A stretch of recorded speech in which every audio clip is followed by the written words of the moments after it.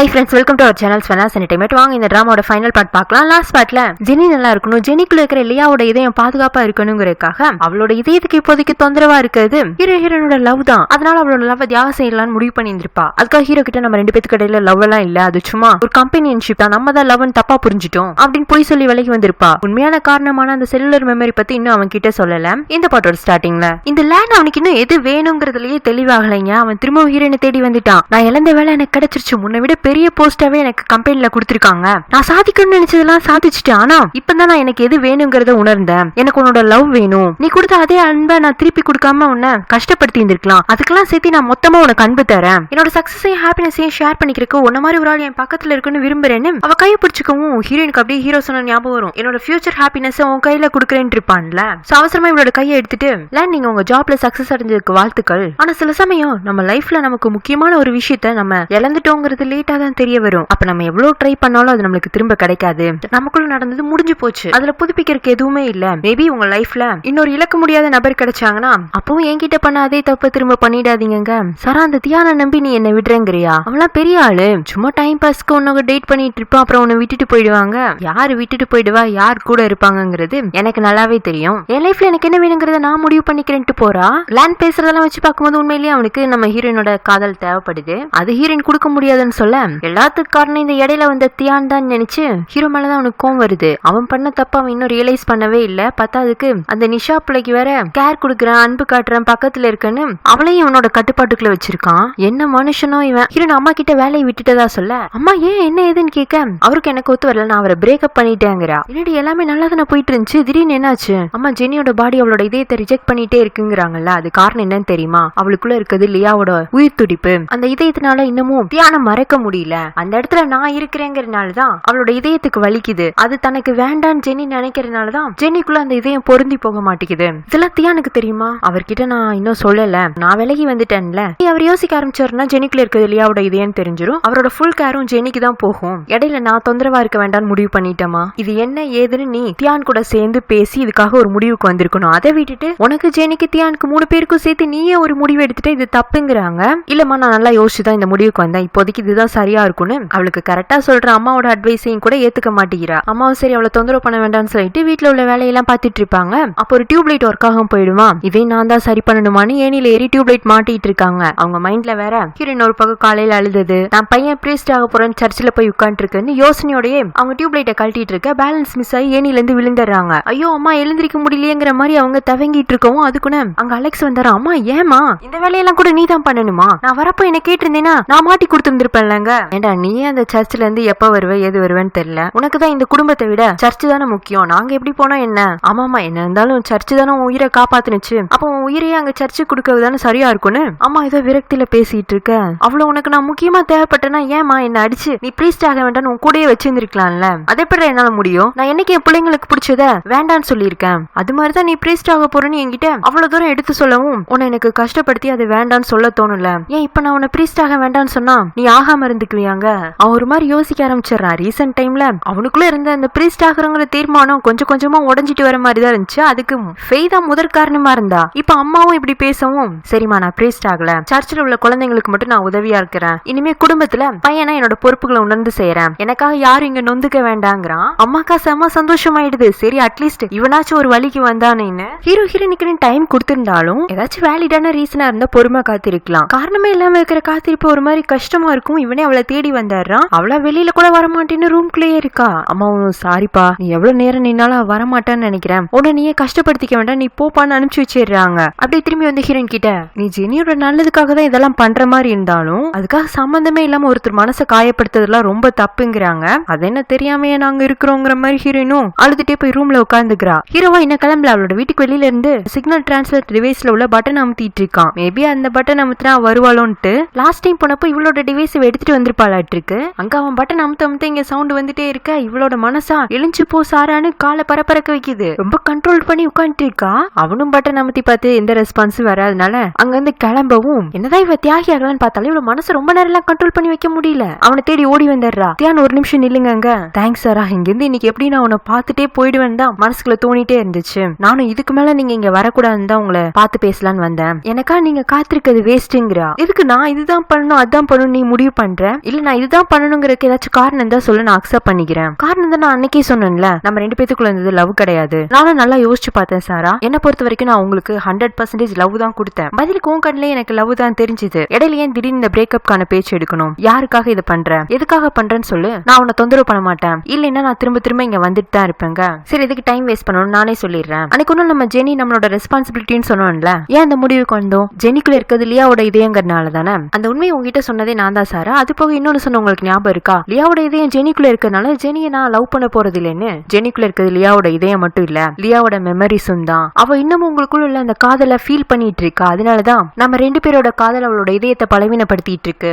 என்ன சொல்ற சாரான்னு அழுதுட்டு இருக்கா. பக்கமா இவன் நெருங்கி போகுமே, வேண்டாம் அதான் நான் சொல்றதெல்லாம் சொல்லிட்டேன்ல அப்படின்ட்டு அவ அங்கிருந்து ஓடிடுறா. இவனுக்கே அதிர்ச்சியா தான் இருக்கு. சரி என்ன பண்றது, ஜெனியை தானே சந்திச்சு பேச வரணும். அதனால அவளை பாக்குறதுக்காக வரான். நார்மலா அவளுக்கு உடம்பு சரியில்லாம இருக்கிறதுல இருந்து ஹீரோயினும் இவனும் அப்பப்ப அவளை போய் பாக்குறதுதான். அந்த மாதிரி தான் வந்திருக்கானாட்டு இருக்குன்னு. என்ன தியான் சாரா வரலையாங்க? வரல, நீங்க எதுவும் தண்ணி குடிக்கிறீங்களான்னு சொல்லிட்டு அவன் கிளாஸ்ல அவளுக்கு தண்ணி எல்லாம் குடுக்குறான். அவ தண்ணி குடிச்சிட்டு இவன் ஏதாச்சும் பேசுவான்னு பார்த்தா இவனும் அமைதியாவே உட்காந்துட்டு இருக்கான். தியான் அப்படின்னு இவ கூப்பிடவும் அவன் பதட்டமாயிடுச்சு. என்ன இன்னும் கொஞ்சம் தண்ணி வேணுமான்னு அவட்ட இருந்து கிளாஸ் வாங்கினா அதுல பாதி கிளாஸ் தண்ணி அப்படியே இருக்கு. ஏன் நீங்க ஒரு மாதிரி இருக்கீங்க, எதுவும் என்கிட்ட சொல்லணுமாங்க?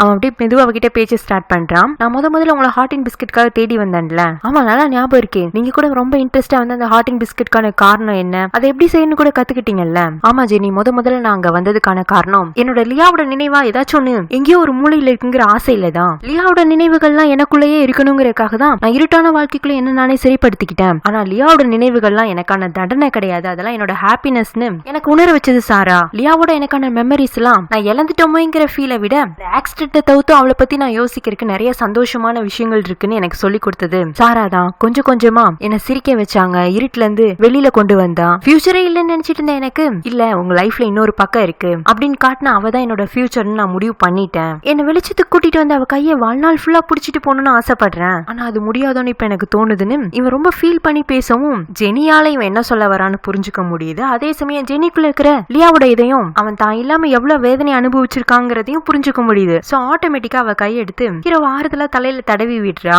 அது ஜெனியோட இதயம் பண்றதுதான். அந்த சமயத்துல ஜெனியும் ஜெனிக்குள்ள இருக்கிற லியாவோட இதயமும் ஒரே மாதிரி யோசிக்குது. என்னன்னா, நீங்க பேசுறதுல இருந்தே தெரியுது லியா இல்லாம நீங்க எவ்வளவு கஷ்டப்பட்டிருக்கீங்க. அந்த கஷ்டத்துல இருந்து உங்களை வெளியில கொண்டு வந்த சாரா இப்போ உங்க பக்கத்துல இருக்கிறது எவ்வளவு முக்கியம்னு. திரும்ப ஒரு முறை நீங்களே உங்களை தண்டனைக்கு உள்ளாக்கிக்காதீங்க, தைரியமா போங்க, சாராவோட கையை பிடிச்சுக்கோங்க, உங்களோட ஹாப்பினஸ் தேடி போய்கிட்டே இருங்க, அதைத்தான் நான் விரும்புறேங்கிறா. ஹீரோவும் ஜெனியோட கையை பிடிச்சிட்டு தேங்க்ஸ்ங்கிறான். என்ன சொல்றது, அந்த கான்வர்சேஷன்ல ஹீரோ உனக்குள்ள செல்லுலர் மெமரி இருக்கு, நான் உண்மையெல்லாம் தெரிஞ்சுக்கிட்டேன்னு அவகிட்ட எடுத்து சொல்லல, ஜஸ்ட் அவன் மனசுல இருக்கிறது அப்படியே சொன்னா அது அப்படியே ஜெனி புரிஞ்சுட்டு ஜெனிக்குள்ள இருக்கிற லியாவோட இதையும் இப்போ என்ன விரும்புதோ அதை அவங்க கிட்ட சொல்லிடுச்சு. அந்த மாதிரிதான் நம்ம கிட்ட சொல்றாங்க. நெக்ஸ்ட் சீன்ல ஃபேய் ஹீரோனோட வீட்டுக்கு வர. அங்க வரவும் அலெக்ஸ் பிரீஸ்ட் ஆக போறது இல்லங்கிறது தெரிய வர இவ சந்தோஷத்துல அவனை ஹக் பண்ணிக்கிறா. அதை வேற அலெக்ஸோட அம்மாவும் அக்காவும் பாத்துறாங்களா. அவனுக்கு மூஞ்சியை கொண்டு போய் எங்க வச்சுக்கன்னே தெரியல. அம்மாலாம் டே நீ எனக்காக பிரீஸ்ட் ஆகிறத விட்டியா இல்ல இந்த பிள்ளைக்காக விட்டியான்னு மாதிரி அவனை பார்க்க ஆரம்பிக்க ஃபேய் இருந்துட்டு ஆன்ட்டி சாரி ஒரு எக்ஸைட்மெண்ட்ல அவனை ஹக் பண்ணிட்டேன், உங்களுக்கு ஒன்னும் பிரச்சனை இல்லைங்க. சேச்சே பிரச்சனையே நீ வந்ததுக்கு அப்புறமா தானே மத்தியிருந்துச்சுன்னு அவங்க எல்லாரும் ஃபேமிலியா உட்காந்து சாப்பிட்டு ஜாலியா சிரிச்சு பேசி சந்தோஷமா இருக்காங்க.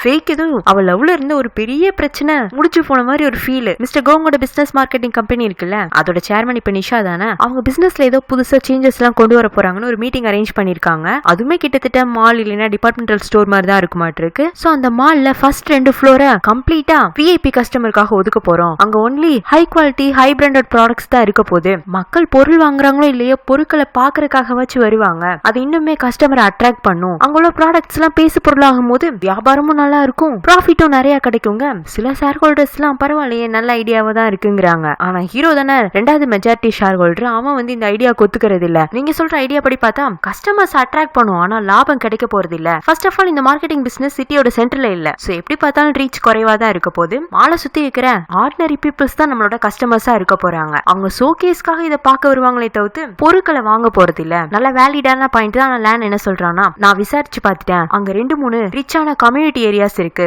அவங்களுக்கு தேவையான பொருட்கள்லாம் வாங்கணும்னா சிட்டியோட சென்டர் பார்ட்டுக்கு தானே வரணும். இப்ப நம்ம அந்த மால்ல நாங்க சொல்ற மாதிரி ப்ராடக்ட்ஸ் எல்லாம் வச்சா அவங்களோட கவனத்தை நம்ம பக்கமா திருப்பலாங்கிறான். நீ சொல்ற மாதிரி 2-3 ரிச் கம்யூனிட்டி ஏரியாலாம் இருக்கு, ஆனா அங்க மக்கள் நெருக்கடி அதிகமா இருக்கறனால கொஞ்சம் கொஞ்சமா அவங்க அவுட்டர் ஸ்டேஷனுக்கு மூவ் ஆயிட்டு இருக்காங்க. இப்படி பார்த்தாலும் நிரந்தர கஸ்டமர்ஸா நம்மளுக்கு இருக்க போறது நார்மல் பீப்புள்ஸ் தான். இப்ப கரண்ட்ல எப்படி அந்த மால் ரன் ஆயிட்டு இருக்கோ அதை அப்படியே விடுறதா நம்மளுக்கு நல்லதுங்கிறான். நீங்க சொன்ன மாதிரி அவங்க அவுட்டர் ஸ்டேஷனுக்கு மூவ் ஆகுற மாதிரி இருந்தாலும் அது உடனே நடக்க போறது இல்ல. ஒரு 2 வருஷத்துக்கு நாங்க சொல்ற பாலிசில பிசினஸ் நடக்கட்டும். இங்க பாருப்பா, மால்ல 2 வருஷத்துக்கு மாசத்துக்கு ஒருக்கெல்லாம் சேஞ்சஸ் கொண்டு வர முடியாது. நம்ம தொடர்ந்து கஸ்டமர்ஸ் நம்ம பக்கமா கொண்டு வந்துட்டே இருந்தோம்னா தான் ரெகுலர் பேசிஸ்ல நம்மளுக்கு பிசினஸ் நடக்கும்னு ஹீரோ தெளிவா அவன் சைடுல உள்ள பாயிண்ட்ஸ் எல்லாம் சொல்லவும் கூட இருக்கிற ஷேர் ஹோல்டர்ஸ் எல்லாம் ஆமா தியான் சொல்றதுலயும் நியாயமான பாயிண்ட்ஸ் இருக்கு, நீங்க இந்த பிசினஸ் பாலிசியை சேஞ்ச் பண்ணி கொண்டு வாங்கன்னு லேண்ட் கிட்ட ஒப்பீனியன் வைக்கிறாங்க. கஷ்டப்பட்டு இந்த ரிசர்ச் பண்ணி இப்படி ஒரு பிளான் பண்ணிட்டு வந்ததெல்லாம் தியான் பேசியே கெடுத்து விட்டுட்டான். ஆக மொத்தம் அவன் பிளான்ல தப்புன்னு நினைக்கல, அவன் ஆல்ரெடி ஒரு பெரிய மாலோட ஜிஎம், அவன் சொன்னா கரெக்டா இருக்கும் தான் எல்லாரும் அவன் பக்கம் நிக்கிறாங்க. தன்னோட ஸ்ட்ராட்டஜிஸ் மேல யாருக்கும் நம்பிக்கை இல்லைன்னு அவனுக்கு ஒரு மாதிரி வருத்தம் ஆயிடுது. பட் நிஷா அவன் பக்கம் கொஞ்சம் சப்போர்ட்டிவா தான் நிக்கிறா. பரவாயில்ல, சின்னதா ஒரு புது முயற்சி பண்ணி பார்க்கலாம் தான் அவளுக்கு ஐடியா இருக்கு. அவளுக்கு ஐடியா இருக்கா இல்ல லேண்ட்காக அப்படி யோசிக்கிறாளான்னு தெரியல. அந்த அளவுக்கு லேண்ட் அவளை மாத்தி வச்சிருக்காங்க. பட் இப்போதைக்கு இந்த பிளான் கடப்புல போடப்படுது. மீட்டிங் முடிஞ்சு எல்லாரும் வெளியில வந்துடுறாங்க. ஹீரோ ஜான் கார் எடுத்துட்டு வரதுக்காக பார்க்கிங் லாட்ல வெயிட் பண்ணிட்டு இருக்க. இன்னொரு பக்கம் லேண்ட் வேணும்னே அவன் கார் எடுத்துட்டு ஏதோ ஒரு கோபத்துல ஹீரோ மோதணும்னு வேணும்னே அவனை நோக்கி வந்துட்டு இருக்க. என்ன அப்படி மோதிடுவியா அப்படிங்கிற மாதிரி ஹீரோவும் தைரியமா அவனை எதிர்த்து நிக்க இவன் கடைசி செகண்ட்ல காரை நிப்பாட்டிட்டு ஏன் தியான் பயமா இல்லையான்னு கேட்க இப்ப பயமா இல்ல, ஆனா உள்ள நீ பிளான் குடுக்கறன்னு சொல்லி ஒரு மீட்டிங்க போட்ட பாத்தியா, அதுதான் ரொம்ப பயங்கரமா இருந்துச்சு அப்படின்னு அவன் கொடுத்த பிளான்ல வேலிடான பாயிண்ட்ஸ் எதுவும் இல்லங்கிற மாதிரி ஹீரோ சொல்லவும் இவன் கோபத்துல அடிக்க வருவானா. நிஷா வந்து தடுத்தர்றா. அவ ஆரம்பத்துல பிளான் காரை வச்சு மோதலான்னு பார்த்தான்ல, அப்பத்துல இருந்தே சீன்ல இருந்திருப்பா. அவ லேன் அங்க இருந்து கூட்டிட்டு போய் என்ன பைத்தியக்காரத்தனம் பண்ணிட்டு இருந்த, தியானை மட்டும் காரை வச்சு இடிச்சிருந்தா இன்னும் போலீஸ் ஸ்டேஷன்ல உட்காந்து இருந்திருப்பேன். உனக்கு கோங்கோட மால்ல முக்கியமான பொறுப்பு கொடுத்திருக்கேன், நீ உன்னை ப்ரூவ் பண்றதுக்கு டைம் எடுத்துக்கோ. உன்னோட ஐடியாஸ் அவங்க ரிஜெக்ட் பண்றாங்கன்னா அதை எப்படி ஒத்துக்க வைக்கலாம், இனோவேட்டிவா வேற ஒரு ஐடியாவை எடுத்துட்டு வா. அதை விட்டுட்டு இது என்ன வன்முறையில இறங்குறது. உன்னை பார்த்தா பிசினஸ்ல மட்டும் தியானை எதுக்கணும்னு தோணல, பர்சனலா உனக்கு எதுவும் அவன் மேல வெனிஜென்ஸ் இருக்காங்க. சாரா தான் எனக்கும் அவனுக்குமான பிரச்சனை. யார் இன்னைக்கு டிவில தியான் டேட் பண்றதா சொன்ன பொண்ணா? ஆமா, அவ என்னோட எக்ஸ் லவர். அவன் மட்டும் இடையில வராம இருந்திருந்தானா எங்களுக்குள்ள பிரேக்கப் ஆயிருக்காதுங்க. இவனுக்கு ஒரு எக்ஸ் லவ் இருந்துக்குங்கிறதே இப்பதான் நிஷாக்கு தெரிய வருது. அப்போ உன்னோட எக்ஸ் லவர் கூட திரும்பவும் சேரணுங்கிறது உன்னோட ஆசையா? நீங்க எப்படி உங்களோட லைஃப்ல பெஸ்டான ஆளா தியான் தான் இருக்க முடியும்னு நம்புறீங்களோ அதே மாதிரி என்னோட லைஃப்க்கு சாரா தான் கரெக்டா இருப்பா அப்படின்னு லவ் கூட இவன் இப்பவும் பிசினஸ் மாதிரியே பேசுறான். நிஷா மனசுல என்ன இருக்குன்னு புரிஞ்சுக்காம அவளும் அப்போ அதனாலதான் நம்ம ஃபியூச்சருக்கு நாளைக்கு எந்த பிரச்சனையும் வரக்கூடாதுன்னு இந்த குழந்தைய அபார்ட் பண்ணிடலான்னு முதல்ல சஜஸ்ட் பண்ணீங்களா, என்னோட நல்லதுக்காக சொல்லையாங்கிற மாதிரி அவன் மனசுல வச்சுட்டு கேட்க ஆமா உங்களுக்கு தெரியும் எனக்கும் தெரியும், அன்னைக்கு ஏதோ ஒரு ஆக்சிடென்ட்ல எமோஷனலா அப்படி ஒரு விஷயம் நடந்துருச்சு, அதுக்காக குழந்தைங்கிற ஒரு பெரிய ரெஸ்பான்சிபிலிட்டி எடுத்துக்கிறது முட்டாள்தனங்கிறதுனாலதான் உங்களுக்கு நான் ஆரம்பத்துல இருந்து எடுத்து சொல்லிட்டு இருந்தேன். அவளுக்கா கொஞ்சம் கஷ்டமா போயிடுது. இவ அப்ப இந்த தப்புக்கு மட்டும்தான் ரெஸ்பான்சிபிலிட்டி எடுத்துக்கோன்னு நினைச்சிருந்திருக்கான், நம்மளையோ இந்த குழந்தையோ கிடையாதுன்ட்டு வயிற்று தொட்டு பார்த்து இது என்னோட குழந்தை, இதை எப்படி பாத்துக்கணும்னு எனக்கு தெரியும்னு மனசுக்குள்ளேயே பேசிக்கிறா. ஜெனிகா என்னடா பழைய உற்சாகமா இருந்த சாராவை காணும், முதல்ல சாராவும் தியானும் சேர்ந்துதான் நம்மள பார்க்க வருவாங்க, இப்ப ரெண்டு பேரும் தனித்தனியா பார்க்க வராங்க அப்படின்ட்டு அது விஷயமா ஹீரோண்ட அம்மா கிட்ட கேட்க அவங்க அவகிட்ட உண்மையை சொல்லிடுறாங்க. உனக்கு லியா பொண்ணோட இதயத்தை தானே பொருத்தி இருக்காங்க, ஏதோ உனக்குள்ள அவளோட நினைவுகள்லாம் அப்படியே இருக்குதாமா, அதனாலதான் நீ நாளுக்கு நாள் வீக் ஆயிட்டே போயிட்டு இருக்கேன்னு அவளோட காதல தியாகம் பண்ணலான்னு முடிவு பண்ணிட்டா அப்படிங்கவும் இவளுக்கு அவ்வளவு அதிர்ச்சி. நான் இப்படி ஒரு தியாகத்தை அவகிட்ட இருந்து எதிர்பார்க்கவே இல்லையே. அப்ப அன்னைக்கு தியான் வந்து என்கிட்ட அவ்வளவு சோகமா பேசிட்டு இருந்தது இவளால தானா? பாவம் ஒரு மனசுக்குள்ள அவ்வளவு வலி இருந்துச்சுன்னா யார்கிட்ட சொல்றேனே தெரியாம என்கிட்ட வந்து சொல்லி இருந்திருப்பாரு. இப்பதான் நான் நல்லா ஆயிட்டேன்ல. அன்னைக்கு அவ ஹீரோ கிட்ட பேசினதுக்கு அப்புறமா தான் பெட்டராவே ஆயிருந்திருக்கா. ஏன்னா லியாவோட இதயம் தான் ஹீரோவோட பாஸ்டுக்கு குட் பை சொல்லிடுச்சுல்ல. இப்ப ஜெனி என்ன சொல்றானா, என்னால பிரிஞ்ச அவங்கள நானே சேர்த்தி வைக்கிறேன், நம்ம அதுக்கு ஒரு பிளான் பண்ணலாங்கிறா. ஜெனியோட உடல்நிலை தேறி வரவோ அவ இன்னும் ஹாஸ்பிட்டல் இருக்கணும் அவசியம் இல்லைன்னு டாக்டர் சஜஸ்ட் பண்ண அவ அவங்க ஆன்டி கூட ரெசார்ட்டுக்கு வந்துடுறா. அவ ஹீரோனோட அம்மா கூட சேர்ந்து ஒரு பிளான் பண்ணிருப்பாள்ல, அதுபடி ஆல்ரெடி ரெசார்ட்டுக்கு ஹீரோவை வர வச்சுட்டு தன்னை பாக்கணும்னு வற்புறுத்தி அங்க ஹீரோயினையும் நம்ம மட்டும் தனியா டைம் ஸ்பெண்ட் பண்ணலான்னு கூப்பிடுறா. அங்க வரவும் இவ ஹீரோ பாக்க என்னடா நமக்கு முன்னாடி இவனை இங்க கூப்பிட்டு வச்சிருக்காங்களாட்டு இருக்குன்னு, என்ன ஜெனி இதெல்லாம் நீதான் பண்ண பிளானாங்கிற மாதிரி அவளை பாக்க சாரி தியானும் வருவாருன்னு எனக்கு தெரியல, நான் ஹாஸ்பிட்டல்ல ஒரு மாசமா இருந்துட்டேன்னா இங்க பக்கத்துல என்னோட குக்கீஸ் ஃபேமஸ்ல, அதனால தொடர்ந்து நிறைய ஆர்டர்ஸ் வந்திருக்கு, அதெல்லாம் இன்னைக்கு கம்ப்ளீட் பண்ணலாம், எனக்கு யாராச்சும் உதவிக்கு இருந்தா நல்லா இருக்கும்னு தியான் கிட்ட நேத்துக்கு சொல்லிட்டு இருந்தா அவர் ஒன்னே ஹெல்ப்க்கு வந்துட்டாரு. நீயும் வந்துட்ட, சரி வாங்க எதுக்கு எல்லாரும் சும்மா இருக்கணும், சேர்ந்து குக்கீஸ் செய்யலான்னு அவ ஹீரோக்கும் ஹீரோயினுக்கும் இன்ஸ்ட்ரக்ஷன் கொடுக்க ஆரம்பிச்சிடறா. நீங்க என்னென்ன பண்ணணும் இது எனக்கு பண்ணி கொடுங்கன்னு சொல்ல ரெண்டு பேருக்குள்ள பேச்சுவார்த்தை இல்லைனாலும் அவ சொல்றத அப்படியே செஞ்சு கொடுத்துட்டு இருக்காங்க. இந்த பிளான்ல ஜானும் சூசனும் கூட இருக்காங்களாட்டு இருக்கு. அவங்களுமே கொஞ்ச நேரத்துல அங்க வந்துடுறாங்க. நல்ல வேலை இப்போதைக்கு நம்மளுக்கு சூசனாச்சு கம்பெனி கொடுக்க இருக்காளேன்னு ஹீரோன் அவ கூட ஜாயின் அடிச்சுக்க. இருந்தாலும் அவளுக்கு ஒரு மாதிரி கோவமா தான் இருக்கு. ஏதோ ஜெனியோ தன்னை ஏமாத்தி இங்க வர வச்சிருக்கா, இந்த சூசனும் சொல்லாம கொள்ளாம நமக்கு பின்னாடியே இங்க வரவ இதுதான் நடக்க போறதுன்னு தங்கிட்ட சொல்லவே இல்ல, எல்லாம் தனியா சிக்கட்டும் வச்சுக்கிறங்கிற மாதிரியே அவ மூஞ்சி ஊருன்னு வச்சுட்டு உட்காந்துட்டு இருக்க. இன்னொரு பக்கம் ஹீரோவா அவளை பார்த்து சிரிச்சுட்டே இருக்கான். ஜான் இருந்துட்டு சாரா கிட்ட இருந்து ஏதாச்சும் பாசிட்டிவா ரெஸ்பான்ஸ் வந்துச்சாங்க, என்ன இதெல்லாம் உங்க பிளான் தானாங்க, ஃபுல் ஸ்கிரிப்ட் ஜெனியோட இதுடா, நடிக்க வந்தது மட்டும்தான் நாங்கிறான். முதல்ல ஜெனி ஹீரோ கூப்பிட்டு எல்லாத்தையும் பேசிடலான்னு, சாரி தியான் உங்கள்ட்ட இங்க என்ன நடக்க போதுன்னு சொல்லாம வர வச்சது என்னோட தப்பு தான், அதே சமயம் நீங்க எல்லாரும் ஒன்னா இருந்தீங்கன்னா தான் என்னால் நடந்த ஒரு தப்பை நான் சரி பண்ண முடியும், நான் செஞ்ச ஹாட் இன் பிஸ்கெட் தானே முதல்ல உங்களையும் சாராவையும் இங்க கொண்டு வந்து வந்து நிப்பாட்டுச்சு. பேக்கிங்லயே இன்ட்ரெஸ்ட் இல்லாத எனக்கு ஹார்ட் ஆபரேஷனுக்கு அப்புறமா ஏன் பேக்கிங்ல இன்ட்ரெஸ்ட் வரணும்? ஏன்னா அது லியாவோட ஹாபிங்கிறதுனாலதான். அந்த குக்கீஸ் மட்டும் இல்லைன்னா நம்மளுக்குள்ள ஒரு சந்திப்பே நடந்திருக்காது. அந்த சந்திப்புக்கு அப்புறமா நமக்குள்ள உருவாக்குன ஃப்ரெண்ட்ஷிப், எனக்குள்ள இந்த லியாவோட நினைவுகள், நான் உங்களை காதலிக்கிறத எனக்குள்ள எண்ணத்தை உருவாக்குனுச்சு. அன்னைக்கு ஹீரோவை இந்த செல்லர் மெமரி பத்தி பேசுறதுக்கு தயங்கிதான் அவன் மனசுல உள்ளதை மட்டும் சொல்லிட்டு வந்திருப்பான். இவ இப்படி வெளிப்படையா சொல்லவும் அவனும் அதிர்ச்சி அவ சொல்றதெல்லாம் கேட்டுட்டு இருக்கான். ஜெனி இப்படி பேச ஸ்டார்ட் பண்றதே ஹீரோனோட கவனத்தை தங்க பக்கம் திருப்பணும் தான். ஹீரோனுக்குமே இருப்பு கொள்ளல. இவங்க 2 பேர் தனியா பேசவும் இவ அந்த பக்கமா வந்து தூண் கிட்ட நின்னுக்கிறா. இதான் சந்தர்ப்பம்னு ஜெனி மேல பேச ஆரம்பிக்கிறா. உங்களுக்கு லியாவோட இதயம் மட்டும் எனக்குள்ள இல்ல, அவளுக்கு உங்க மேல உள்ளான காதலும் அப்படியே இருக்குன்னு தெரிஞ்சப்போ அந்த காதலை உங்களுக்கு திரும்ப எடுத்துக்கணும்னு தோணலையாங்க.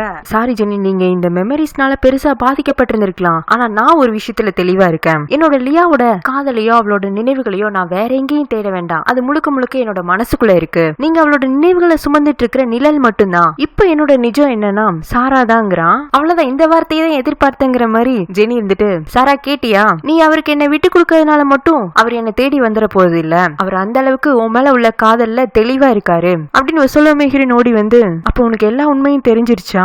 எல்லாமே தெரிஞ்சிருச்சு. எனக்காக நீ தியாகி வேலையெல்லாம் பார்க்க வேண்டாம். உங்க 2 பேரும் சந்தோஷத்தை பறிச்சு நான் எப்படி சந்தோஷமா இருக்க முடியும்? இந்த ஜெனி எப்பவுமே உங்க 2 பேருக்கும் பெஸ்ட் ஃப்ரெண்டா லைஃப் லாங்கா இருக்கணும்னு தான் ஆசைப்படுறேன். உங்களுக்கு துரோகியா இல்லப்பா அப்படின்ட்டு ஒரு ஸ்பெஷலா செஞ்ச சன்ஃபிளவர் குக்கியை எடுத்து ஹீரோன் கையில கொடுத்துட்டு, உனக்கு சன்ஃபிளவரோட மீனிங் தெரியும்ல, சூரியகாந்தி பூவோட சந்தோஷமே சூரியனை பார்த்து சிரிச்சுட்டே இருக்கிறது தான். அதுக்காக அந்த பூ பூத்ததுல இருந்து தன்னோட சந்தோஷத்தை துரத்திட்டே போகும். அதே மாதிரி நீயும் உன்னோட ஹாப்பினஸ் ஃபாலோ பண்ணி போறதா நான் விரும்புறேன். இந்த சன்ஃபிளவர் குக்கீஸ் மாதிரி உன்னோட லைஃபும் ஸ்வீட்டா இருக்கணும்ங்கிறா. ஹீரோக்கு முன்ன விட இப்பதான் ஜெனி மேல நிறைய மரியாதை கூடி இருக்கு. அவ எப்படி இந்த சிச்சுவேஷனை மெச்சூர்டா ஹேண்டில் பண்றான்னு அவள ஒரு நன்றி உணர்ச்சியோட பாத்துட்டு இருக்கான். இவ்வளவு சொல்லியும் ஹீரோயின் கிட்ட ஒரு அமைதி நிலவுது. அவ ஹீரோ பிரியணும்னு எடுத்த முடிவை ரொம்ப யோசிச்சு எடுத்திருந்திருப்பா. இப்ப டப்புன்னு எல்லாத்தையும் எதுவுமே நடக்காத மாதிரி அழிச்சிட்டு இவளால பழைய மாதிரி ஹீரோ கிட்ட போய் பேச முடியல. ஒரு சின்ன தயக்கம் அவளை தடுத்து நிப்பாட்டுது. அதனால அமைதியா அவளோட ரூமுக்கு வந்துடுறா. இந்த முறையும் ஜெனி ஹீரோக்கும் ஹீரோனுக்கும் பக்கத்து ரூம்ல தான் அலோகேட் பண்ணி விட்டுருப்பா. ஹீரோ முன்ன இந்த ரூமோட சவுத்து தட்டினீங்கனாவே நான் உங்களுக்காக ஓடி வருவேன் இருப்பால, அதை நினைச்சிட்டு சவர்கிட்ட நின்று தட்டிட்டு இருக்க.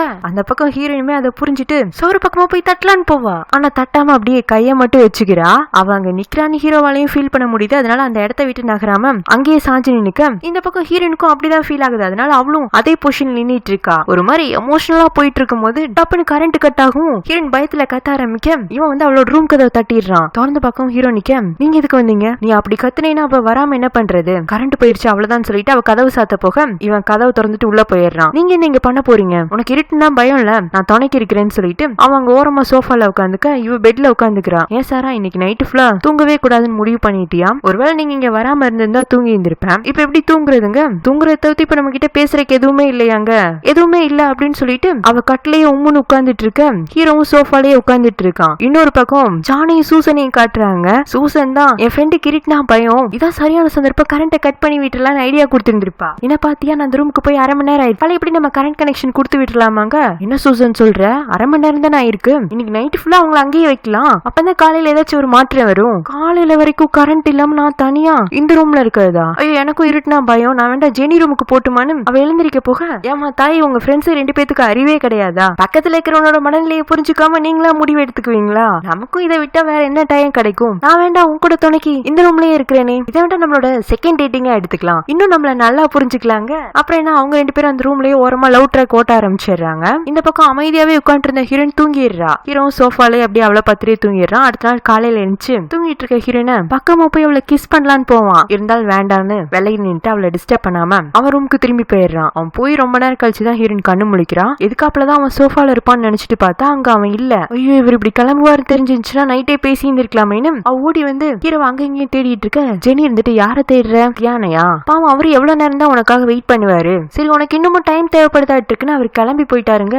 எப்போ? இப்பதான் கொஞ்ச நேரத்துக்கு முன்னாடி கார் எடுத்துட்டு போனாருன்னு சொல்லவும் இவர் ரெசார்ட்ல இருந்து வெளியில ஓடி வந்து அங்க ரோட்டை பாக்குறா. தூரத்துல ஏதோ ஒரு கார் போயிட்டு இருக்கு. அப்ப போயிட்டாராங்கிற மாதிரி இவ ஏமாற்றத்தோட, இல்ல இல்ல இதுக்கு மேல என்னால பொறுத்துட்டு இருக்க முடியாது, திரும்பி வந்துருங்க பிளீஸ், உங்கள்ட்ட பேசாம நேத்துக்கு நைட்டு ஃபுல்லா அமைதியா இருந்து நான் உங்களுக்கு மட்டும் தண்டனை கொடுக்கல, எனக்கும் தான் கொடுத்துருக்கேன், எனக்கு நீங்க வேணும்னு அவ கத்தி அழுக ஆரம்பிக்க, அது எப்படி சாரா உன்கிட்ட சொல்லாம நான் போவேன்னு நீ நினைப்பேன்னு அவன் பின்னாடி இருந்து அவளை ஹக் பண்ணிக்கிறான். ஹீரோனும் சாரி கிட்ட அவனை ஹக் பண்ணிக்கிறா. இன்னைக்கும் அவங்க ஒரு லேண்டன் செஞ்சு அவங்க 2 பேரும் என்னைக்குமே பிரிஞ்சிடக்கூடாதுன்னு விஷயம் எழுதி வானத்துல பறக்க விடுறாங்க. எப்படியே ஜெனியோட பிளானும் சக்சஸ் ஆயிடுச்சு. இன்னொரு பக்கம் அலெக்ஸ் பிரீஸ்டாக மட்டும் தான் சொன்னானே தவிர்த்து அவங்கிட்ட லவ் சம்பந்தமா ஒரு ரியாக்ஷனும் வரல.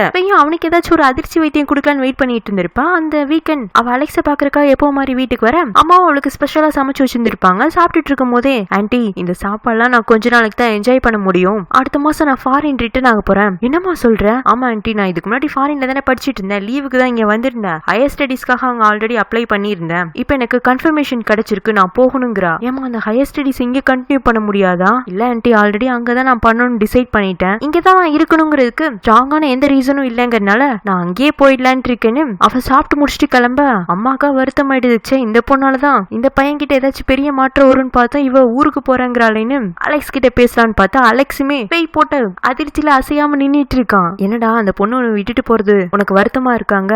ஆமாமான்னு சொல்ல, அவ்வளவு பிடிச்சிருக்காடா? ஆமாமான்னு சொல்ல, அப்புறம் தான் இல்ல இல்ல அப்படின்னு அவன் மாத்தி பேச ஆரம்பிக்கும். அம்மா தான்டா, என்கிட்ட வெளிப்படையா சொல்றதுக்கு என்ன தயக்கம்? எனக்குமே ஃபேய பிடிச்சிருக்கு, இந்த மாதிரி ஒரு பொண்ணு உன் லைஃப்ல இருந்தா நல்லா தான் இருக்குங்கிறாங்க. இப்ப நான் என்னமா பண்றது? உனக்கு என்ன பண்ணணும்னு மனசுக்குள்ள தோணுதோ அதை போய் பண்ணுங்க, இத வந்தாரமான்னு சொல்லிட்டு இவன் பின்னாடியே இன்னொரு கேபிள் கார்ல ஃபேய தேடி வந்துடுறான். அவகிட்ட அவசரமா வந்து, நீ கண்டிப்பா ஃபாரின் போய் தான் ஆகணுமாங்க, நான் தான் ஸ்ட்ராங்கான ரீசன் இல்லாம இங்க இருக்க முடியாதுன்னு.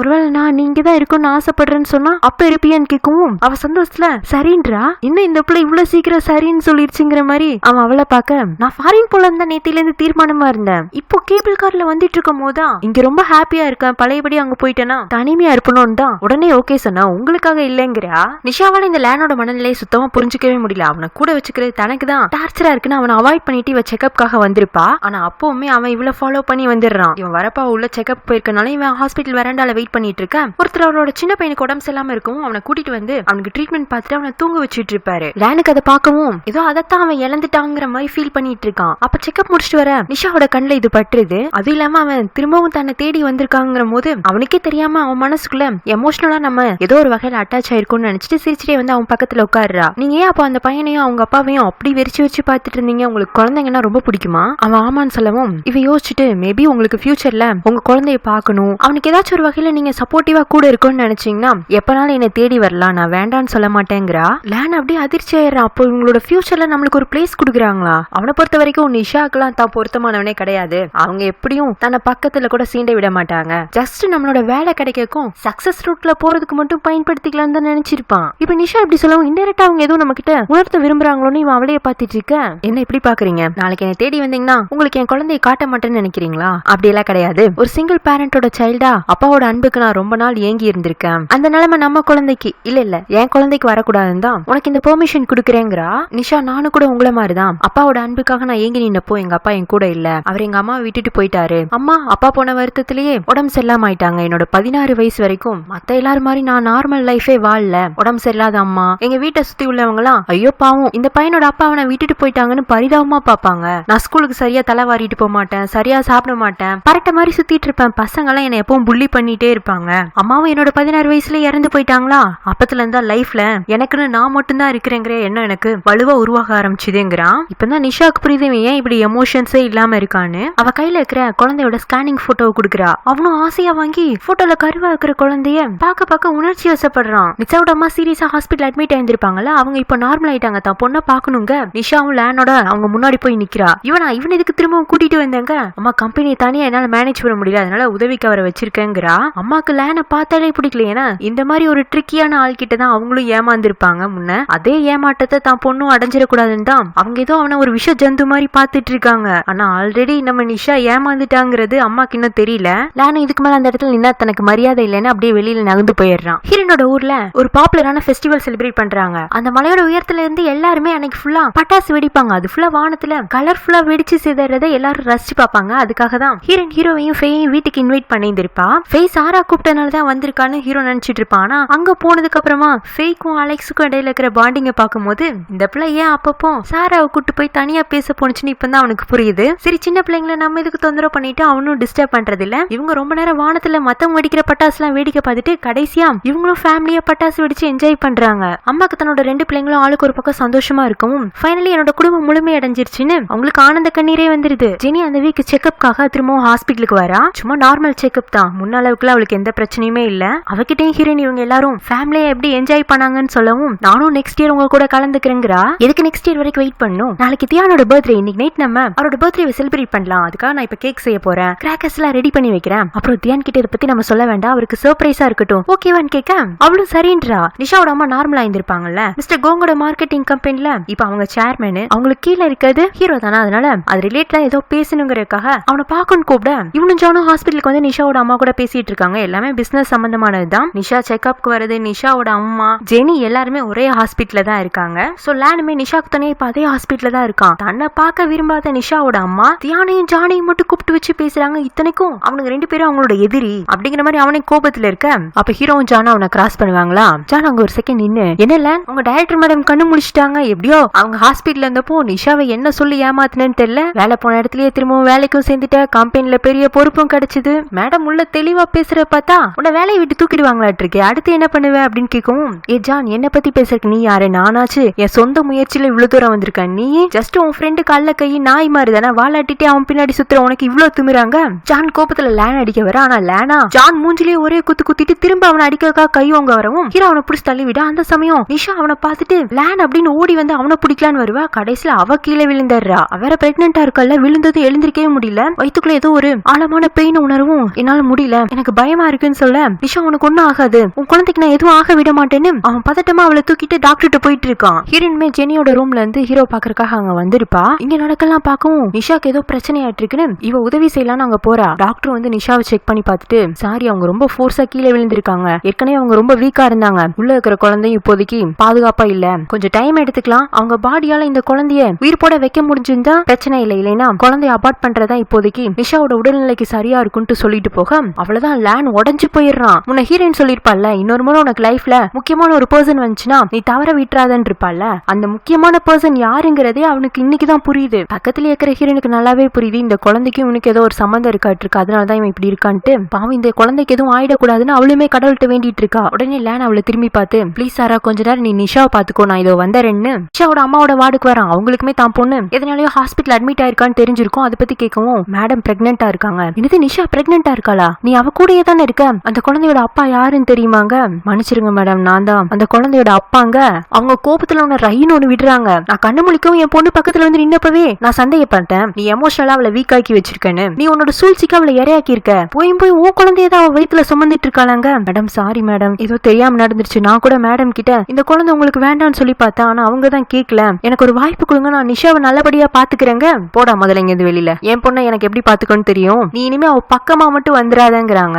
நிஷாக்குன்னு டாக்டர் கொடுத்த அப்சர்வேஷன் டைமும் முடிய போகுது. அவங்க இந்த குழந்தைய அபார்ட் பண்றதா நல்லதுங்கிற மாதிரி சஜஸ்ட் பண்ணிட்டு இருக்க நிஷா ஒத்துக்க மாட்டேங்கிறா. இல்ல என்னால என் குழந்தையோட உயிர் துடிப்பு இன்னமும் உணர முடியுது, எனக்கு இன்னும் கொஞ்சம் டைம் வேணும் அப்படின்னு அவ அபார்ஷனுக்கு ஒத்துக்க மாட்டேங்கிறா. அதனால டாக்டர் திரும்பவும் அவளை அப்சர்வேஷன்ல வைக்கிறாங்க. ஹீரோயினும் லேனுக்கு என்ன ஆறுதல் சொல்றேனே தெரியல, அவ அங்க இருந்து கிளம்பி போயிடுறா. அவனா ஹாஸ்பிட்டல் வரண்டால கடைசியா நிஷா அவன் கையில ஒரு குழந்தையோட ஸ்கேனிங் போட்டோ கொடுத்திருப்பால, அதை பார்த்து அழுதுட்டு இருக்கான். ஒருவேளை இந்த குழந்தை இருந்திருந்தா கூட எனக்கு ஒரு குடும்பம் கிடைக்கலையேன்னு மிருகமா இருந்தேன்னா இந்த குழந்தை மூலமா எனக்கான ஒரு குடும்பத்தையாச்சும் தேடி இருந்திருப்பேன், அதுவும் என்னை விட்டு போகுது அப்படின்னு அவனுக்கு அவன் மேல கோபம், அவனை சுத்தி உள்ளவங்க மேல கோபம். அப்ப பார்த்து அங்க டிவில ஒரு நியூஸ் போயிட்டு இருக்கு, யாரோ ஒரு ரிச் பிசினஸ் மேன் கார் ஓட்டிட்டு போகும்போது ஆக்சிடென்ட் ஆகி இறந்துடுறாரு. அவரோட காரை சரியா சர்வீஸ் பண்ணாதனால இந்த பிரச்சனை வந்திருக்கு. சோ எல்லாருமே ரெகுலரா அவங்களோட வெஹிக்கிள்ஸ சர்வீஸ்க்கு விடுங்க, கவர்மெண்ட் கிட்ட குறிப்பிட்ட டைம்க்கு ஒருக்க அப்ரூவல் வாங்கிக்கோங்க, உங்க வெஹிக்கிள் சரியான கண்டிஷன்ல தான் இருக்கா, நீங்க அதை டிரைவ் பண்ணலாமா என்னன்னு சர்டிஃபை பண்ணி வச்சுக்கோங்கன்னு அவங்க சொல்லிட்டு இருக்கவும் இந்த கிறுக்கு பயலா திடீர்னு எழுச்சு கார் பார்க்கிங் லாட்ல போய் ஏதோ ஒரு வேலையை பண்ணி வச்சுட்டு வந்துடுறான். அதுல யார் காரு, ஹீரோவோட காரு. ஆனா ஹீரோனோட கெட்ட நேரம் அந்த காரை அவ எடுத்துட்டு போயிட்டு இருக்கா. அது தெரியாம இந்த லேண்ட் லூசன் வேற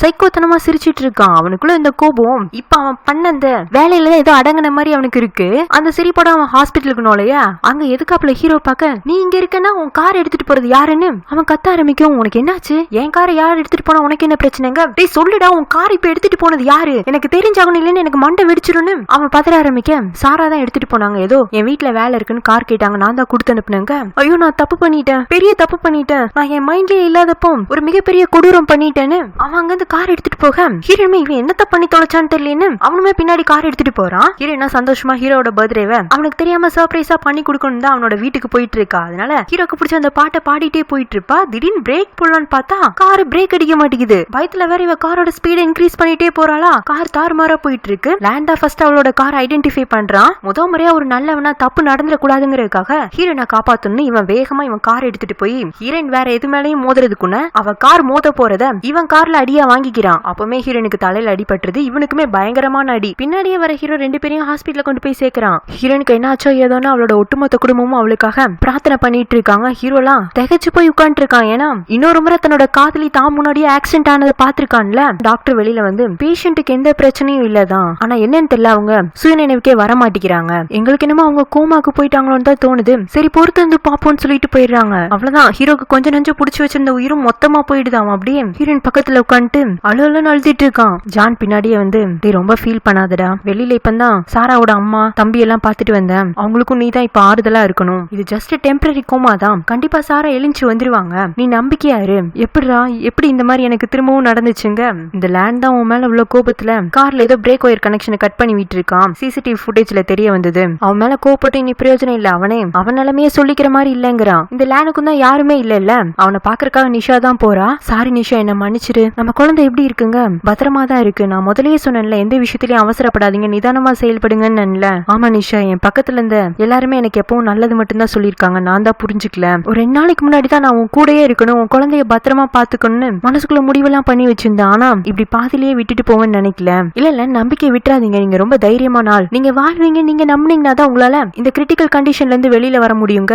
வேண்டாம், இனி எனக்கு வாழ்றதுக்கே பிடிக்கல, என்ன மாதிரி ஒரு மோசமானவனோட குழந்தைய தான் நீ வயித்துல சுமக்கிறங்கிறது நம்ம 2 பேத்துக்குள்ள மட்டுமே இருக்கட்டும், அவன் குழந்தையாவே வளர்றதுதான் அவன் ஃபியூச்சருக்கு நல்லதுங்க. அப்படியெல்லாம் கிடையாதுல, கண்டிப்பா நம்ம பையன் பிறந்ததும் நான் அவன் கிட்ட உங்களை பத்தி சொல்லுவேன், உங்க அப்பா எப்படிப்பட்ட கஷ்டமான நிலைமையில இருந்து அவரே முன்னேற்றிக்கிட்டு எவ்வளவு தூரம் வரைக்கும் வந்தாருங்கிறத நான் அவனுக்கு பாடமா எடுத்து சொல்லுவேன். அவன் கையை எடுத்து இவ வயிற்றுக்கிட்ட வைக்க அவனால அந்த குழந்தையோட உயிர் துடிப்பை உணர முடியுது. சாரி நிஷா, என் மேல உண்மையான காதல் வச்சிருந்த சாராவை நான் ஏமாத்தினது மட்டும் இல்லாம அவளோட உயிருக்கும் நான் பாதகமா ஆயிட்டேன், என்னோட மன்னிப்பு அவகிட்ட கொண்டு போய் சேர்த்திரு அப்படின்னு சொல்லிட்டு அவன் கண்ண மூடிடுறான். நிஷாவாலையும் பாவம் அவ்வளவு நேரம் கண்ட்ரோல் பண்ணி தைரியமா பேசிட்டு இருந்திருப்பாள்ல, இப்போ அவன் கையை பிடிச்சிட்டு அழுதுட்டு குட் பை லேன்னு அவன் நெத்தியில கிஸ் பண்றா. பாவமா இருந்துச்சுங்க நிஷாவை பாக்குறதுக்கு. ஹீரோயின் அம்மாவா ஃபேரி கார்ட் கிட்ட அழுது வேண்டிட்டு இருக்காங்க. எதுக்கு என் பொண்ணுக்கு இவ்வளவு பெரிய தானே, அவ இப்பதான் ஏதோ அவளோட லைஃப்ல கொஞ்சமா சந்தோஷத்தை அனுபவிச்சுட்டு இருந்தா, அதுக்குன்னு உனக்கு பொறுக்காம போயிடுச்சா? என் பொண்ணு எப்படி வளர்றாங்கிறத நீங்களும் சின்ன வயசுல இருந்து பாத்துட்டு தானே இருக்கீங்க. அவ இது வரைக்கும் சின்னதா யாருக்கும் ஒரு தீங்கு கூட நினைச்சிருக்க மாட்டா. 7 வயசுலயே என் பொண்ணு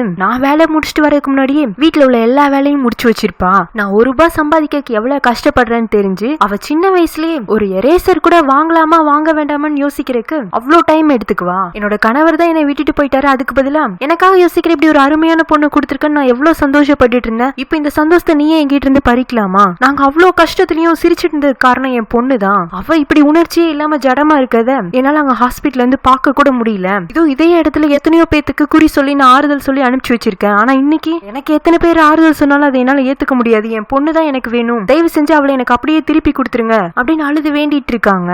யாரு என்ன வேணாலும் கடவுள் நடக்கணுங்கிற விஷயத்த மாத்த மாட்டாராட்டு இருக்கு. நம்ம ஹீரோ இன்னமும் கோமாலதான் இருக்கா. அவளை விட்டு நகராம ஹீரோ உட்கார்ந்துட்டு இருக்கான். அங்க அவங்கள பாக்குறதுக்காக நிஷா வரா. வந்ததுமே ஹீரோ கிட்ட சாரி கேட்டுட்டு எனக்கு ஒரு 2 நிமிஷம் டைம் கிடைக்குமா, நான் லேனோட கடைசி வார்த்தைகளை சாரா கிட்ட சேர்த்தணும்னு நினைக்கிறேன்ட்டு அவன் ஹீரோயின் கிட்ட சாரி கேட்டிருப்பான்ல, அதை இவ ரெக்கார்ட் பண்ணிருப்பாளாட்டு இருக்கு. அதை பிளே பண்ணி இப்போ காட்டுறா. ஹீரோனுக்கு ஆக்சிடென்ட் ஆகி 20 நாள் ஆயிடுச்சு. அவ இன்னமும் கோமால தான் இருக்கா. இதுக்கு மேல அவளை ஹாஸ்பிட்டல்ல வச்சுனாலும் கவனிக்கலாம், இல்ல அவளை வீட்டுல கொண்டு வந்து கேர் பண்ணிக்கலாம். அம்மாவும் அலெக்ஸும் இனி சாரா அவ ஹாஸ்பிட்டல்ல வச்சுக்க வேண்டாம், நம்மளே வீட்டுல வச்சு கவனிச்சுக்கலான்னு வீட்டுல அவளுக்காக ரூம் எல்லாம் ரெடி பண்ணி வைக்கிறாங்க. ஹாஸ்பிட்டல்ல இருந்து கூட ஹீரோனை கூப்பிட்டு வந்துடலாமாட்டு இருக்கு. ஹீரோ கிட்ட இருந்து அவளை கூட்டிட்டு வரதா ரொம்ப கஷ்டம்னு சொல்லிட்டு முதல்ல அவங்கிட்ட சொல்றாங்க, பா இங்க பாருப்பா, நாங்க எங்க பிள்ளைய எங்க வீட்டுக்கே கூட்டிட்டு போறோம் அப்படின்னு சொல்லவும் அவன் முடியாதுங்கிறான். எனக்கு புரியுது, நீங்க என் பொண்ணை லவ் பண்ணீங்க, அவளை உங்களால விட்டு கொடுக்க முடியாதுன்னு, இருந்தாலும் இப்போதைக்கு என் பொண்ணு மேல எனக்கு தான் அதிக உரிமை இருக்கு. அவ லைஃப்ல அடுத்து என்ன நடக்க போகுதுன்னு எனக்கு தெரியாதுங்கிறப்போ என் பொண்ணை என் கண்ணுக்குள்ள வச்சு பாத்துக்கணும்னு நினைக்கிறேன். ப்ளீஸ் தயவு செஞ்சு என் பொண்ணை என்கிட்டயே கொடுத்துருங்க. அப்ப எனக்கு சாரா மேல எந்த உரிமையும் இல்லையாங்கிற மாதிரி ஹீரோ பாவமா அவங்கள பாக்கவும் ஹீரோட அம்மா முன்னாடி வந்து அவங்க கையை பிடிச்சிட்டு ப்ளீஸ் என்னோட பையனோட சந்தோஷத்தை அவங்கிட்ட இருந்து பிரிச்சுட்டு போயிடாதீங்க, அவளை நாங்க எப்போ எங்க வீட்டு போனாதான் பாக்குறோம் அப்படின்னு கெஞ்சிட்டு இருக்க. ஹீரோவா நான் சாராவை கல்யாணம் பண்ணிக்கிறேங்கிறான். தம்பி நீங்க அவசரப்பட்டு முடிவு எடுக்கிறீங்கன்னு நினைக்கிறேன், டாக்டராலேயே என் பொண்ணு எப்ப கோமால இருந்து வருவான்னு சொல்ல முடியல, இந்த சும்மா உங்களுக்கு வேண்டாம், என் பொண்ணுமே இப்படி ஒரு சுமையை உங்களுக்கு கொடுக்கன்னு விரும்ப மாட்டா, நாங்க இங்க இருந்து போறதுதான் சரியா இருக்கும் அப்படின்னு அவங்க முடிவுல உறுதியா இருக்க. ஹீரோட அம்மா அவனும் சேர்ந்துட்டு உங்களுக்கு எங்க வார்த்தை மேல நம்பிக்கை இல்லைன்னா சாரா இங்க ஹாஸ்பிட்டல் இருக்கும் போதே நான் அவளை கல்யாணம் பண்ணிக்கிறேங்கிறான். ஹீரோட அம்மாவும் கூட சேர்ந்து ஆமா எங்க மருமகளை நாங்க யாருக்கும் விட்டு கொடுக்கறதா இல்ல, எங்களுக்கு உங்க பொண்ணு வேணும், அவளை எங்க வீட்டுக்கு மருமகளை அனுப்பிச்சு வைங்கன்னு அவங்க சம்பந்தம் பேச ஆரம்பிச்சிடுறாங்க. ஃபெயின் வந்து ஹீரோனோட அம்மாவை கையை பிடிச்சிட்டு ஏன் ஆண்டி தயங்குறீங்க, அண்ணி நீங்க இங்க இருந்து பேஷண்டா வீட்டுக்கு கூட்டிட்டு போறதை விட அவங்களை எங்களோட மருமகளை நாங்க வீட்டுக்கு கூட்டிட்டு போனா எனக்கு என்னமோ எல்லாமே பாசிட்டிவா மாறும்னு தோணுது, ப்ளீஸ் இந்த கல்யாணத்துக்கு ஒத்துக்கோங்கன்னு அவ்வளவு கெஞ்சிரா. இத்தனை பேரு தான் பொண்ணு தாங்கிறதுக்கு தயாரா இருக்கும் போது அம்மாவால மட்டும் என்ன சொல்ல முடியும், அதனால அவங்களும் கல்யாணத்துக்கு ஓகே சொல்லிடுறாங்க. ஹாஸ்பிட்டலே வச்சு ஃபேமிலி மெம்பர்ஸ் ஃப்ரெண்ட்ஸ் முன்னாடி சிம்பிளா ஹீரோக்கும் ஹீரோயினுக்கும் கல்யாணம் நடந்துருது. கல்யாணத்துல பண்ண வேண்டிய ரிச்சுவல்ஸ் எல்லாம் ஹீரோனுக்கு பதிலா அம்மா நின்னு பண்ணி கொடுக்குறாங்க. எல்லாரும் சோகமா அழுது வெடிச்சுட்டு இல்லாம இது ஒரு ஹாப்பியான லைஃப்க்கான ஜஸ்ட் பாசிட்டிவான பிகினிங் மாதிரி சந்தோஷமாவே அதை செலிப்ரேட் பண்றாங்க. வீடியோ எல்லாம் எடுத்து வச்சுக்கிறாங்க. ஏன்னா எப்படியும் சாரா திரும்ப கோமா கோமால இருந்து எழுஞ்சிருவா. அவளுக்கு அவங்களோட கல்யாண வீடியோ பார்க்கும்போது ஏதோ இது ஒண்ணு சம்பிரதாயத்துக்காக செய்யப்பட்டதுன்னு இல்லாம எல்லாருமே மனசு உகந்துதான் இந்த கல்யாணத்துல விருப்பப்பட்டு இருக்காங்கிறது அவ ஃபீல் பண்ணணும்னு நினைக்கிறாங்க. கல்யாணம் முடிஞ்சிடும். ஹீரோ ஹீரோயினை அவன் வீட்டுக்கு கூட்டிட்டு போயிடறான். அவனுக்கு உதவியா அம்மாவுமே கூட போறாங்க. இன்னொரு பக்கம் ஃபேய் அலெக்ஸ் கிட்ட எனக்கு உங்க அக்கா பார்க்கும்போது ரொம்ப பொறாமையா இருக்கு தெரியுமா, எங்க அண்ணா உங்க அக்காவை எவ்வளவு லவ் பண்ண இந்த நிலைமையிலயும் அவர் கல்யாணத்தை பண்ணிருப்பாரு. ஒருவேளை நாளைக்கு நான் உங்க அக்கா நிலைமையில இருந்தா என்ன இதே அளவுக்கு நேசிக்கிற ஒரு ஆள் எனக்கு கிடைப்பாங்களான்னு இவ அவனை பார்த்து கேட்க, அதை விடவே அதிகமா நேசிக்கிற ஒரு ஆள் உனக்கு கிடைப்பாங்கன்னு சொல்லிட்டு இவன் டக்குன்னு அவ கைய பிடிச்சுக்கிறான். அந்த ஆள் நானா தான் இருப்பேன்னு. கல்யாணம் முடிஞ்சு 1 மாசம் ஆயிடுச்சு. ஆனா ஹீரோனோட நிலைமை துளி கூட மாறல. ஹீரோட காதலும் கொஞ்சமும் குறையல. அவன் அவ பக்கத்திலே உட்காந்து அவகிட்ட பேசிட்டே இருக்கான். அவனுக்கும் அவளுக்கும் உதவியா அம்மாவும் கூடவே இருக்காங்க. எப்படியாச்சும் 2 பிள்ளைங்களும் அவங்க ஆசைப்பட்ட வாழ்க்கையை வாழ்ந்துடணும்னு நம்பிக்கையா அவங்களும் ஆறுதலா இருக்காங்க. திடீர்னு ஒரு நாள் ஹீரோயின் கோமால இருந்து எழுச்சிரா. அவ எழுச்சு நம்ம எங்கடா இருக்கோன்னு பார்த்தா ஆப்போசிட்ல ஹீரோ படுத்திருக்கான். இவளுக்கு ஆக்சிடென்ட் ஆனது மட்டும்தான் ஞாபகம் இருக்கு. வேற எதுவும் பெருசா ஞாபகப்படுத்திக்க முடியல. தனக்கு எதுக்காப்புல தூங்கிட்டு இருக்கிற ஹீரோக்கு பெட்ஷீட் எடுத்து கவர் பண்ணிட்டு இவ பெட்ல இருந்து அப்படியே மெதுவா எழுந்திருக்கிறா. அவளுக்கு ஆப்போசிட்ல இருக்கிற டிவியும் சிடி பிளேயரையும் பார்க்கும்போது இவ கோமால இருந்தப்போ ஹீரோ சொன்ன வார்த்தைகள் ஞாபகம் வருது. நம்மளுக்கு கல்யாணம் முடிஞ்சிருச்சு, நம்ம கல்யாணம் எப்படி எல்லாம் நடந்துச்சுன்னு அவன் சொன்னதை யோசிச்சு பார்த்துட்டு இப்ப அவன் அந்த சிடி பிளேயர் ஆன் பண்ணி பார்க்க அவளுக்கு ஏதோ கனவுல இருந்து எழுந்துச்சு. ஆனா கனவெல்லாம் நிஜத்திலயும் நடத்திருக்குன்னு ஒரு மாதிரி ஆச்சரியமாவும் சந்தோஷமாவும் திகைப்பாவும் இந்த நிலைமையிலயும் யாருமே தன்னை விட்டு கொடுக்கலன்னு தன்னோட காதல நினைச்சும் அவன் மூலமா கிடைச்ச ஃபேமிலியை நினைச்சு இவளுக்கு ஒரு மாதிரி பெருமிதமா இருக்கு. காலையில ரொம்ப நேரம் கழிச்சுதான் ஹீரோ எழுந்திருக்கிறான். அவன் மேல பெட்ஷீட் மூடி இருக்குமா. ஆப்போசிட்ல பார்த்தா ஹீரோயினை காணோம். டிவில இன்னமும் கல்யாண வீடியோ தான் பிளே ஆயிட்டு இருக்கு. எங்க அவளன்னு இவனும் வீடு ஃபுல்லா தேடிட்டு இருக்க. ஹீரோயினா அமைதியா பூல் பக்கத்துல உட்கார்ந்துட்டு இருக்கா. இவன் ஓடி போய் அவளை ஹக் பண்ணிட்டு தேங்க்ஸ் சாரா நீ திரும்பி வந்ததுக்கு, எங்க இன்னும் ரொம்ப நாள் உனக்காக காத்திருக்கணுமோன்னு பயந்துட்டேங்கிறான். அவன் அம்மா எங்கன்னு கேட்க அவங்க அலெக்ஸ பாக்குறதுக்காக ஊருக்கு போயிருக்காங்க. நீ வேண்டா ரெஸ்ட் எடுக்கிறியாங்க. இல்ல நான் கடைசி அவங்களோட பர்த்டே செலிப்ரேட் பண்ணணும்னு தான் ஆசைப்பட்டேன். ஆனா அதைத்தான் என்னால பண்ண முடியாம போயிடுச்சு. இப்ப நம்ம செலிப்ரேட் பண்ணலாமான்னு அவளே கேக் ரெடி பண்ணி அவனுக்காக ஹாப்பி பர்த்டே சாங்கும் பாடி கேக் கட் பண்ண வைக்கிறா. தியான் கேக் வெட்டுறதுக்கு முன்னாடி என்ன விஷ் வச்சுங்க, என்ன சுத்தி இருக்கிறவங்களும் நான் நேசிக்கிறவங்களும் என்னைக்குமே என்னை விட்டுட்டு போயிடக்கூடாதுன்னு தான் விஷ் வச்சேங்கிறான். அப்ப உங்களுக்கு இன்னும் பயம் போலையாட்டு இருக்கு. நான் என்னைக்குமே உங்களை விட்டுட்டு போக மாட்டேன்னு அவனோட கையை பிடிச்சிட்டு அம்மா பார்க்க போலாமாங்க, இதோ உடனே கிளம்பிடலான்னு அவனும் அவளோட வீட்டுக்கு கூட்டிட்டு வந்துடுறான். அம்மாக்கா கனவா நிஜமான்னு தெரியல, அந்த அளவுக்கு சந்தோஷப்பட்டு இருக்காங்க. எல்லாருக்குமே ஹீரோயின் நார்மல் ஆயிட்டான்னு தெரிய வர இனி தாமதிக்க கூடாது, நம்ம பிள்ளைங்களுக்கு இன்னொரு முறை கல்யாணத்தை பண்ணிட வேண்டியதான்னு பெரியவங்க எல்லாம் சேர்ந்து பிளான் பண்ண ஆரம்பிச்சிட்டாங்க. அப்புறம் ஹீரோயின் நிஷாவை பாக்குறதுக்காகவும் போறா. அவளுக்கு இன்னும் 2 மாசத்துல டெலிவரி டேட். இன்னைக்கு ஹீரோயின் அங்க போனதே அவகிட்ட தேங்க்ஸ் சொல்றதுக்கும் மன்னிப்பு கேட்கறதுக்கும் தான். ஏன்னா இவளுக்கு ஆபத்து வரதுக்கு காரணமா இருந்தது லேனா இருந்தாலும் கடைசியில அவளை காப்பாத்துனதும் அவன் தான். அவளை காப்பாத்த போய் அவன் இறந்துட்டான். இப்ப தனியா இருக்க நிஷா தானே. அவகிட்ட இவ சாரி கேட்க, சாரி எல்லாம் கேட்க வேண்டாம், நீ பழையபடி இப்ப நல்லா இருக்கல்ல அதுவே போதும். லேனும் அவரோட குற்ற உணர்ச்சியிலிருந்து விடுபட்டு அவரோட ஆத்மா சாந்தி அடையும். நான் ஒன்னும் தனியாலாம் இல்ல, பாரு நீ இருக்க என்னோட ஃப்ரெண்டா. தியானும் கூட லேண்ட் போனதுக்கு அப்புறமா எனக்கு நிறைய விதத்துல உதவியா இருக்காரு. பிசினஸ்ல கூட நாங்க பார்ட்னர்ஸ் ஆயிட்டோன்னு அவ ஹீரோயின் கிட்ட சொல்ல, உண்மையிலேயே கிளாசிக் மாலும் பிக் சிட்டி மாலும் ஒரு ஜாயின் வெஞ்சர் சைன் பண்ணிருப்பாங்க. ஃபெயும் அலெக்ஸா அவங்க அக்கா அண்ணா கல்யாணத்துக்காக ஆர்ஃபனேஜ்ல உள்ள குழந்தைகளுக்காக ஈவென்ட் பண்றாங்க. எல்லா பசங்களை சந்தோஷப்படுத்துறதுக்கு தான் ஃபெய் பியூட்டியாவும் அலெக்ஸ் பீஸ்டாவும் டிராமா ப்ளே பண்ணிட்டு இருக்க. குழந்தைங்க பின்னாடி ஸ்கிரிப்ட ரீட் பண்ணிட்டு இருக்காங்க. ஸ்கிரிப்ட் படி பீஸ்ட் இறந்து போற நிலைமையில இருக்கும்போது பியூட்டி கிஸ் பண்ணி பீஸ்டோட உயிரை மீட்டுட்டு வரணும். அலெக்ஸும் ஃபெயும் கிட்டத்தட்ட டேட் பண்ண ஆரம்பிச்சிருப்பாங்க. ஆனா இன்னும் லவ் எல்லாம் சொல்லிருக்க மாட்டாங்க. இப்ப இவனை எப்படி கிஸ் பண்றது, இல்ல கிஸ் பண்ற மாதிரி நடிக்கிறதான்னு யோசிச்சுட்டு ஃபெய் அப்படியே அவன் பக்கமா போக மயக்கத்துல இருக்கிற பீஸ்ட் டிராமா ப்ளே பண்றதை விட்டுட்டு ஒரு செகண்ட் அலெக்ஸா மாதிரி அவன் எழுந்துச்சு நம்ம ஃபெய் பியூட்டியை கிஸ் பண்ணிடுறான். குழந்தைங்களா ஐயோ அக்காவும் அண்ணனும் கதையை மாத்திட்டாங்க பண்ணு அவங்க சிரிச்சு கலாட்டா பண்ண ஆரம்பிச்சிடுறாங்க. கல்யாணத்துக்கு முதல் நாள் ஹீரோ ஹீரோயினுக்கு ப்ரொபோஸ் பண்ணி ரிங்க மாட்டி விட்டு கிஸ்ஸையும் பண்ணி போன முறை கல்யாணத்துல மிஸ் ஆனதுல இந்த முறை ஈடுகட்டிடுறான். ஹீரோட வீட்டுல தான் வச்சு கல்யாணம் நடக்குது. ஃபேமிலி ஃப்ரெண்ட்ஸ்னு எல்லாருமே இந்த முறையும் வந்திருக்காங்க. முழுக்க முழுக்க இந்த கல்யாணத்தை முன்ன நின்று நடத்தி வைக்கிறதே ஜெனி தான். அவங்களுக்காக வெட்டிங் ஸ்பெஷல் கேக் எல்லாம் செஞ்சு கொண்டு வந்திருக்கா. கல்யாணம் முடிஞ்சதும் பெரியவங்க எல்லாம் வந்து மாப்பிள்ளை பொண்ணு ஆசீர்வாதம் பண்ணுங்க. அங்கிள் முன்னாடி வந்துடுறாரு. நான் தான் என்னோட ஆசீர்வாதத்தை முதல்ல கொடுப்பேன்னு. பசங்களா இன்னமும் தாமதிக்காதீங்க, டப்பு டப்புன்னு நடக்கிற வேலையில ஆரம்பிங்க. அப்பதானே நாங்க ஜூனியர் சாராவையாச்சும் ஜூனியர் தியானையாச்சும் சீக்கிரமே பார்க்க முடியும். அப்படிங்கவும் ஹீரோயின் வெக்கப்பட்டுட்டு ஹீரோ பின்னாடி மறைஞ்சுக்க ஹீரோயின் அம்மா இருந்துட்டு இதுல என்ன வெக்கப்படுறதுக்கு இருக்கு, அவர் சொல்றது சரிதானே. கல்யாணம் ஆனதுக்கு அப்புறமா அடுத்து பெரியவங்க எதிர்பார்க்கறது குழந்தை தானே. மாப்பிள்ளை சைடு எப்படி பேரம்பேத்திகளுக்காக வெயிட் பண்ணிட்டு இருக்காங்களோ அதே மாதிரி பொண்ணு சைடும் நாங்களும் பேரம்பேத்திகளுக்காக தான் வெயிட் பண்ணிட்டு இருக்கோம். சாரா எல்லாம் உன் கையில தான் இருக்கு, நீ தான் பெரியவங்க ஆசையில நிறைவேற்றி வைக்கணுங்க. ஃபெய் இடையில புகுந்து ஆமா எல்லாரும் எதுக்கு அண்ணிய தொந்தரவு பண்றீங்க, அவங்கதான் வெக்கப்படுறாங்கல்ல, ஏதாச்சும் அட்வைஸ் கொடுக்கணும்னா அண்ணனுக்கு கொடுங்க. இதுல அண்ணனுக்கு அட்வைஸ் பண்றதுக்கு என்னமா இருக்கு, அதெல்லாம் அவன் பாத்துக்குவான், நம்ம சொல்லியா கொடுக்கணும். என் பையனோட பாடியை பாத்தியா, அவன் இன்னும் 1 வருஷத்துல 1 குழந்தை என்ன 2 குழந்தைய கூட ரெடி பண்ணுவான்னு சொல்ல. ஏன்பா நீங்க என்ன அண்ணனோட ஜிம் ட்ரெயினரா, அவர் பாடி எப்படி இருக்குன்னு உங்களுக்கு தெரியுமாங்க. எனக்கு தெரியாதுதான், ஆனா உங்க அண்ணிக்கு தெரியும்ல. ஏமா சாரா என் பையன் ஒரு நல்ல பாடி பில்டர் தானேங்க, அவன் அவளா என்ன சொல்றதுங்கிற மாதிரி யோசிச்சுட்டு இருக்கேன். என்னம்மா என் பையன் கூட கேர்டேக்கரா 3 மாசம் இந்த வீட்டுல இருந்திருக்க, அவன் ஒரு தடவை கூட நீ சட்டையை கட்டி பார்த்தது இல்லையாங்க? இவதான் ஒரு முறை அவன் குளிக்கல எட்டி பார்த்திருப்பாள்ல, அதை யோசிச்சுட்டு பாத்திருக்கேன் அப்படிங்க. என்னது பாத்திருக்கியா அப்படிங்கிற மாதிரி ஹீரோவே அதிர்ச்சி ஆகும். இல்ல நான் வேணும்னு வந்து பாக்கல, நீங்க என்ன உதவிக்காக கூப்பிடுறீங்கன்னு தெரியாதனமா உள்ள வந்த, அப்ப அந்த காட்சி என் கண்ணுல பட்டுருச்சுன்னு அவ வேற அப்பாவே எல்லாத்தையும் சொல்லிட்டு இருக்க. ஹீரோட அம்மா வந்துட்டு, ஏங்க நீங்க இப்பவும் கூட சும்மா இருக்க மாட்டீங்களா, பிள்ளைங்களுக்குன்னு ஏதாச்சும் ரகசியம் இருக்கட்டும், எல்லாத்தையும் நீங்க போட்டு வாங்கிடாதீங்கிறாங்க. கல்யாணம் முடிஞ்சிருச்சு, அது ஹனிமூன் தானே, கல்யாணத்துக்கு ஏதோ போட் ட்ரிப் தான் பிளான் பண்ணிருப்பாங்களாட்டு இருக்கு. அதுக்காக ஹீரோ ஹீரோயினும் ஹார்பருக்கு வர அவங்கள வழி அனுப்பிச்சு வைக்கிறதுக்காக ஃபெயும் அலெக்ஸும் ஜானும் சூசனும் வந்திருப்பாங்க. ஜான் இருந்துட்டு, மச்சான் மறந்துடாத, அங்கிள் சொன்னதெல்லாம் ஞாபகம் இருக்குல்ல, ஹனிமூன்ல இருந்து நீங்க ரிட்டர்ன் ஆகவும் குட் நியூஸோட வாங்க, நீங்க எப்ப குட் நியூஸ் குடுக்குறீங்களோ அப்பதான் நானும் சூசனும் கல்யாணம் பண்ணி போங்கிறான். அப்ப நாங்க லேட்டா குட் நியூஸ கொண்டு வந்தா நாங்க குட் நியூஸ் கொடுத்துட்டு அப்புறம் கல்யாணம் பண்ணிக்குவோம், எங்க கிட்ட தோக்க வேண்டாம்னா நீங்க ஜெயிச்சுக்கோங்க, அவ்வளவுதான்ப்பா அப்படின்னு ஜான் சொல்லவும் ஹீரோ ஹீரோயின் வெக்கப்பட்டுட்டு அவங்களோட போட்ல கிளம்பி கடலுக்குள்ள டிராவல் பண்ணி வந்துட்டு இருக்காங்க. ஹீரோயின் வந்துட்டு, நம்ம எங்க போறோம் ஹனிமூனுக்குங்க, அப்படியே இந்த பாதையில போய்கிட்டே இருப்போம், எங்கெல்லாம் ஹாப்பினஸ் இருக்கோ அதை தேடி தேடி பாப்போம்னு அவளை ஹக் பண்ணிக்கிறதோட இந்த டிராமா முடியுது. இந்த டிராமால எனக்கு ரொம்ப பிடிச்ச விஷயம்னா லேனை தவிர்த்து எல்லாருமே பாசிட்டிவா இருந்ததுதான். சும்மா ஒரு விஷயத்தை பிடிச்சிட்டு அதை இழுத்துட்டே போகாம எல்லாரோட கேரக்டரும் கரெக்டா டிஃபைன் பண்ணியிருந்திருப்பாங்க. இந்த ஜெனியோட மிஸ் அண்டர்ஸ்டாண்டிங் கிரியேட் பண்ணது கூட ஹீரோ உருவ ஒற்றுமைக்காகவோ இல்ல தான் லியா மேல வச்சிருந்த காதலை ரீப்ளேஸ் பண்றதுக்காகவோ அவன் யாரையும் தேர்ந்தெடுக்கலாம், அவன் மனசுல உண்மையிலேயே இப்போ சாரா தான் இருக்கான்னு தெளிவுபடுத்துறதுக்காக தான். அதுலயும் நம்ம ஹீரோனோட கேரக்டர் சான்ஸே இல்லைங்க. அவளோட போர்ஷன்ஸ் எல்லாம் நான் ரொம்பவே என்ஜாய் பண்ணி பார்த்தேன். உங்களுக்கு இந்த டிராமால எந்த கேரக்டர் பிடிச்சிருந்தது, யாரோட சீனை நீங்க ரொம்ப என்ஜாய் பண்ணுனீங்கங்கறத மறக்காம கமெண்ட்ஸ்ல சொல்லுங்க. இன்னொரு நல்ல டிராமாவோட நான் உங்களை சீக்கிரமே சந்திக்கிறேன். Tata bye bye, take care friends.